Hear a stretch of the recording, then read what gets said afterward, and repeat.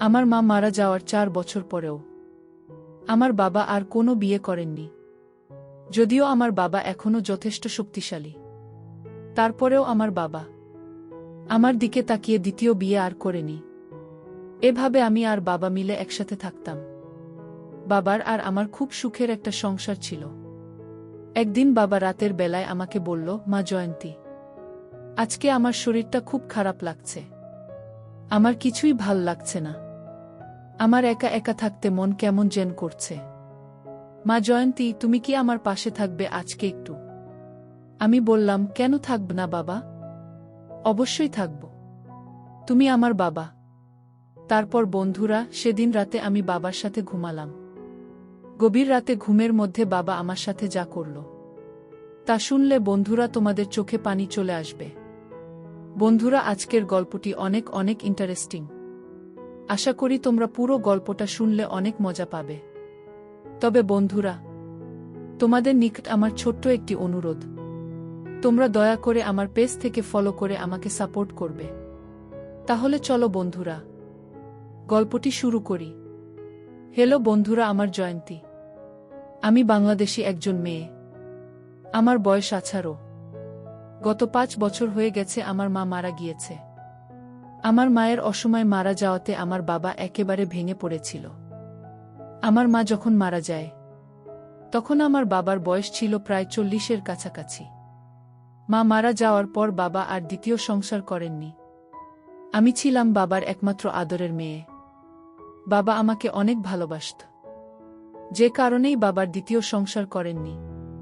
আমার কষ্ট হবে বলে আমি বাবাকে বিভিন্নভাবে সান্ত্বনা দিতে লাগলাম। আমি বর্তমানে কলেজের প্রথম বর্ষের একজন ছাত্রী। আমার বাড়িতে শুধু আমি আর আমার আব্বু আছি, আর কেউ নেই। আব্বু এক রুমে থাকে আর আমি থাকি অন্য রুমে। আব্বুর অনেক বড় ব্যবসা আছে। মাঝে মধ্যে অফিসে যান, না গেলে সারাদিন বাসায় থাকে। আমি কলেজে যাই। একটা কাজের বুয়া আছে, সে ঘরের সব কাজ করে দিয়ে যায়। আমি শুধু রাতের রান্না করি আর সকালের নাস্তা বানাই। একদিন কলেজ 1 ঘন্টা আগেই ছুটি হলো। আমি কলেজ থেকে বাসায় আসলাম। অনেকবার কলিং বেল দেওয়ার পরেও আব্বু দরজা খুলছে না। সাধারণত এমন হয় না। প্রতিনিয়তই আব্বু কলিং বেল চাপের সাথে সাথে দরজা খুলে, কিন্তু আজ খুলছে না। আমার ব্যাগ থেকে ডুপ্লিকেট চাবি বের করে আমি বাসায় ঢুকলাম। সেদিন খুব গরম ছিল। আমি বাসায় ঢুকে ফ্যান চালিয়ে দিলাম। তারপর আমি আব্বুর খোঁজে গেলাম। দেখলাম আব্বু ঘুমিয়ে আছে। আমি আব্বুকে ডাকতে গেলাম। তখন আমার চোখে এমন জায়গায় পড়ল যা দেখে আমার চোখ কপালে উঠে গেল। গরমের কারণে আব্বু গামছা পরে ঘুমিয়েছে। ঘুমন্ত অবস্থায় আব্বুর এরকম দৃশ্য দেখে আমি খুব লজ্জা পেয়ে গেছিলাম। কি বল বন্ধুরা, ঘুমের মধ্যে আব্বুকে অনেক অস্বাভাবিক দেখাচ্ছিল। আব্বুর কি সুন্দর মায়াবী চেহারা, আর এদিক দিয়ে আব্বু অস্বাভাবিক অবস্থায় পড়ে আছে ঘুমের মধ্যে। আমি শুধু অবাক হয়ে তাকিয়ে রইলাম সেই দিকে, কারণ আব্বুকে ঘুমের মধ্যে দেখতে অনেক অদ্ভুত লাগছিল। 5-6 মিনিট আমি আব্বুর এরকম অদ্ভুত দৃশ্য উপভোগ করছিলাম। তারপর আব্বু মনে হয় সজাগ হয়ে যাবে এমন পরিস্থিতি টের পেয়ে আমি দৌড়ে আমার রুমে চলে আসলাম। আর মনে মনে ভাবতে লাগলাম, আমি এটা কি দেখলাম?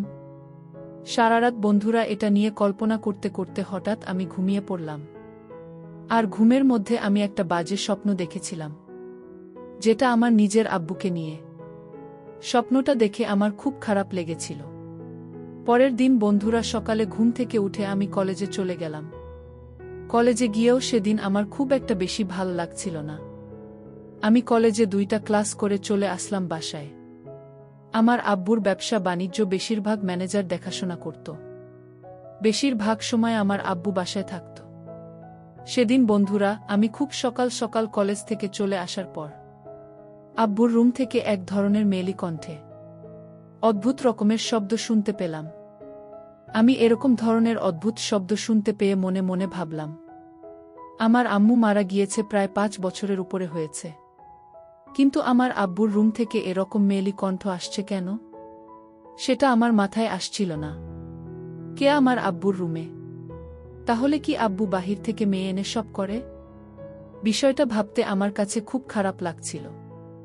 এক সময় মনে সাহস নিয়ে ভাবলাম, এখন আব্বুর রুমে আমি গিয়ে দেখব আব্বুর রুম থেকে আর আব্বু কোথায় থেকে এরকম ধরনের বাজে মেয়ে নিয়ে এসে আমাদের পবিত্র বাসাটাকে অপবিত্র করছে।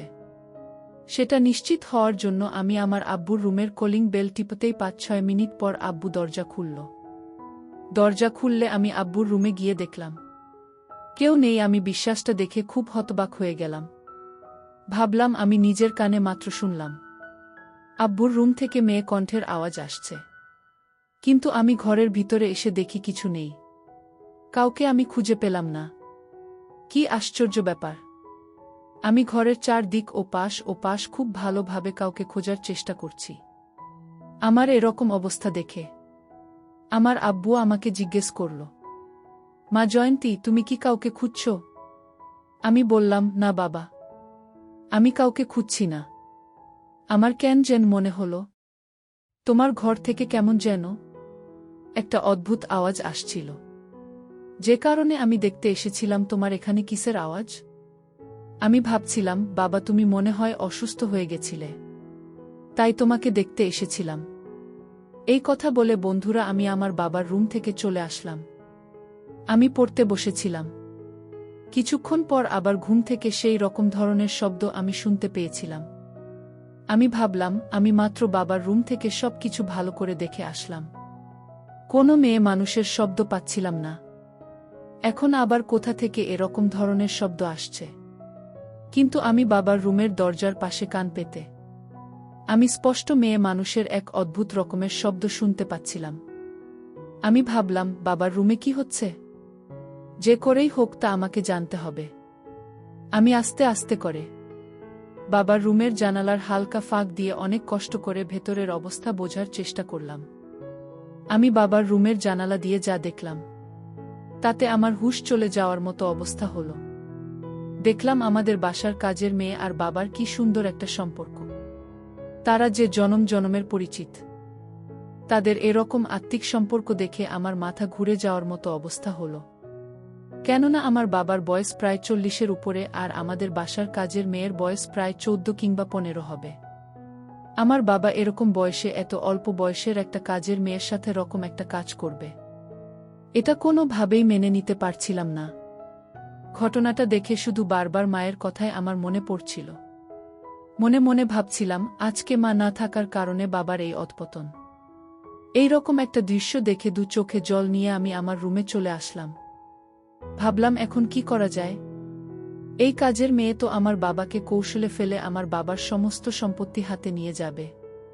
আমি তো শূন্য হয়ে যাব, আর তাছাড়া কাজের প্রতি বাবা যে দুর্বল হয়ে গেছে। যদি কাজের মেয়েকে বাবা বিয়ে করে নেয় তাহলে তো আমি সব হারাব। মনের মধ্যে অনেক চিন্তা শুরু হয়ে গেল, কি করা যায়? কিভাবে বাবাকে এই কাজের মেয়ের হাত থেকে বাঁচানো যায়? মনে মনে চিন্তা করলাম, বাবাকে হাতে নাতে ধরতে হবে, ধরে একটা শিক্ষা দিতে হবে। হাতে নাতে ধরে এই কাজের মেয়েকে আমাদের বাসা থেকে বের করে দিব, তাহলে বাবা সেখান থেকে ফিরে যাবে। আমার যে কথা সেই কাজ। আমি পরের দিন বাবা আর কাজের মেয়ে যখন এরকম ধরনের অস্বাভাবিক অবস্থার হতে যাবে, তখন আমি ওয়াশরুমে লুকিয়েছিলাম। যখন বাবা আর কাজের মেয়ে রকম অস্বাভাবিক অবস্থা যাবে। বন্ধুরা, ভিডিও মাঝখানে একটা কথা বলতে চাই। আমি তোমাদের আনন্দ দেওয়ার জন্য খুব কষ্ট করে ভিডিও বানাই, তাই তোমাদের কাছে অনুরোধ থাকবে অবশ্যই এই ভিডিওটি দেখে একটি লাইক করবে এবং জোনাকি ব্লগ চ্যানেলটি সাবস্ক্রাইব করে পাশে থাকবেন। তখন আমি তাদেরকে হাতে হাতে ধরে ফেলি। বাবা আমাকে দেখে আমার দিকে বোকার মতো চেয়ে রইল, আর কাজের মেয়ের মাথা নিচু করে চুপ করে চলে গেল। আমি বাবাকে বললাম যে, বাবা, তোমার লজ্জা করে না? তোমার ঘরে এত সুন্দর যুবতী একটা মেয়ে রেখে তুমি মাত্র ১৪ বছর বয়সী একটা কাজের মেয়ের সাথে এরকম একটা কাজ করতে? বাবা বলল, মারে, তোর মা মারা গেছে আজ থেকে প্রায় ৫ বছর হয়ে গেছে। একা একা আমি কি করে থাকি বল? আমার তো মনে আছে, আমারও তো মনের চাহিদা আছে, আমার তো বিশেষ চাহিদা আছে। মানে তোর কাছে কি করে বলি? আমি বিশেষ এক আকর্ষণের ফলে এরকম ধরনের একটা ভুল করে ফেলেছি মা, তুই আমাকে ক্ষমা করে দে। আমি বললাম, বাবা, তাই বলে তুমি কি এই ছোট্ট একটা কাজের মেয়ের সাথে এরকম করবে? এখনই তুমি এই কাজের মেয়েকেই বাসা থেকে বিদায় করে দাও। তারপর আমার বাবা বলল, মারে, যদি আমি কাজের মেয়েকে আমাদের বাসা থেকে বিদায় করে দেই, তাহলে আমার দেখাশোনা, আমার খেদমত করবে কে? আমাকে সঠিক টাইমে ওষুধ খাইয়ে দেবে কে? আমার ব্যথা হলে আমাকে মলম লাগিয়ে দেবে কে? আমি বললাম, বাবা, তুমি কোনো চিন্তা করো না, আমি তোমার মেয়ে, আমি তোমার সব কাজ করে দিব, তোমার মাথায় তেল দিয়ে দিব, তোমাকে ওষুধ খাইয়ে দিব, তোমাকে ঘুম পাড়িয়ে দিব, আমি তোমার সব কিছু করে দিব। তারপরও বাবা, তুমি এই কাজের মেয়েটাকে বিদায় করে দাও। সে তোমার সাথে অনেক বাজে কিছু করেছে। আমার কাছে মনে হয়েছে ওই কাজের মেয়ের অন্য কোনো মতলব আছে। তুমি যত দ্রুত সম্ভব বাবা তাড়াতাড়ি মেয়েকে বিদায় করো। বাবা বলল, আচ্ছা ঠিক আছে মা, আমি তাহলেই কাজের মেয়েকে বিদায় করে দিচ্ছি কিছু টাকা পয়সা দিয়ে। তারপর বন্ধুরা, আমার বাবা আমার কথা শুনে কাজের মেয়েকে বিদায় করে দিল কিছু টাকা পয়সা দিয়ে। পরের দিন থেকে আমি বাবার প্রতি সমস্ত রকম খেয়াল রাখার চেষ্টা করতাম। বাবা মার যত্ন পেয়ে অনেক খুশি থাকত। একদিন বাবা রাতের বেলায় আমাকে বলল, মা জয়ন্তী, আজকে আমার শরীরটা খুব খারাপ লাগছে, আমার খুব একটা ভাল লাগছে না, আমার একা একা থাকতে ভয় করছে। মা জয়ন্তী, তুমি কি আমার পাশে থাকবে আজকে একটু? আমি বললাম, কেন থাকব না বাবা, অবশ্যই থাকব, তুমি আমার বাবা।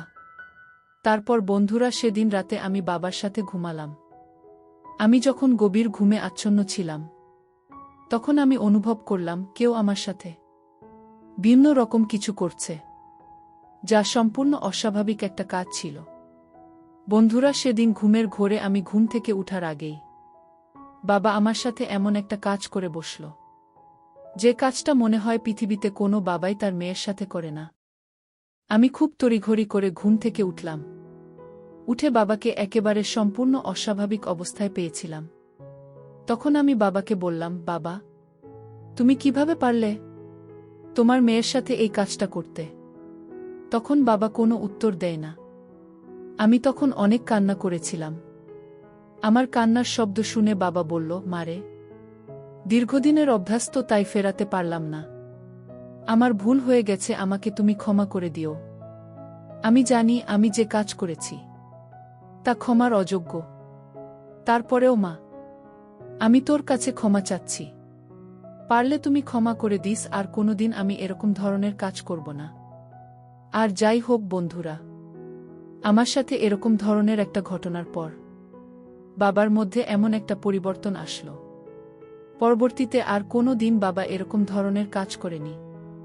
যতদিন বেঁচে ছিল, একেবারেই ভালো মানুষের বেশি বেঁচে ছিল। কিন্তু মাঝখান দিয়ে আমার জীবনের একটি অভাবনীয় ঘটনার সৃষ্টি হয়ে গিয়েছিল। এই ঘটনাটি পরিবর্তন করে দিয়েছিল আমার বাবার নৈতিক চরিত্র। বন্ধুরা, আমি জানি আমার বাবা যা করেছিল তা ক্ষমার অযোগ্য। তারপরেও বাবার এই পরিবর্তনের কারণে আমি আমার মন থেকে সবকিছু বাদ দিয়ে দিয়েছিলাম এবং অবশেষে আমি একটি ছেলে দেখে বিয়ে করে নিচ্ছিলাম। আমার সংসারও এখন খুব ভালোই চলছে। আমি এখন আপনাদের দোয়ায় খুব ভালো হ্যাপি টাইম পাস করছি আমি আমার স্বামীর সঙ্গে। বন্ধুরা, আজকে এই পর্যন্তই। গল্পটি যদি তোমাদের ভালো লাগে তাহলে অবশ্যই লাইক, কমেন্ট, শেয়ার করবে। বন্ধুরা, তোমরা যদি এরকম ধরনের শিক্ষামূলক গল্প পেতে চাও, তাহলে দয়া করে আমার চ্যানেলটি সাবস্ক্রাইব করে আমাকে সাপোর্ট করবে। পরিশেষে তোমাদের সুস্থতা কামনা করছি। ভিডিওটি দেখার জন্য তোমাদের সকলকে অসংখ্য ধন্যবাদ।